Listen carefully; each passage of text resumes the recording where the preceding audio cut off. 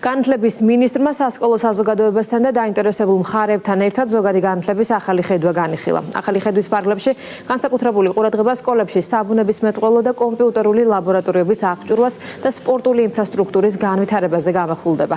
ალექსანდრე წულაძის განცხადებით, სამინისტროს ერთ-ერთი მთავარი მიზანია სასწავლო პროცესის ციფრული ტრანსფორმაციის ხელშეწყობა, რაც გულისხმობს STEAM განათლების გაძლიერებასა და მრავალფეროვანი პლატფორმების შეთავაზებას. მათ შორის მასწავლებლების პროფესიული ზრდის ელექტრონული პლატფორმის, იგივე ეს-სახლის სწავლის პროცესის მართვის სისტემასა და ელექტრონული ჟურნალის განვითარებას. სწავლების პროცესის განვითარების კუთხით ჩვენი ამოცანა არის პირველ რიგში განმავითაროთ საქართველოში STEM სწავლება, კერძოდ ფიზიკა-მათემატიკური სკოლების გამოცდილებით, რომელიც ძალიან დიდი სკოლა გვაქვს საქართველოში, მათი გამოცდილებაზე დავამყაროთ და შევქმნათ უფრო ფართო ქსელი.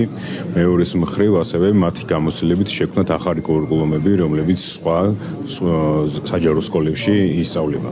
მეორე მხრივ გვაქვს სურვილი შევქმნათ STEM კლუბები, რომელიც იქნება როგორც საბუნებისმეტყველო, ისე ზუსტი ინტეგრირებული სწავლის მოდელი, სადაც ბავშვებს შეეძლებათ ტექნოლოგიებისათვის საჭირო ყველა, ასე ვთქვათ, უნარის განვითარება. STEM მიმართულება არის ერთ-ერთი პრიორიტეტი იმ რეფორმის, რომელიც მიმდინარეობს.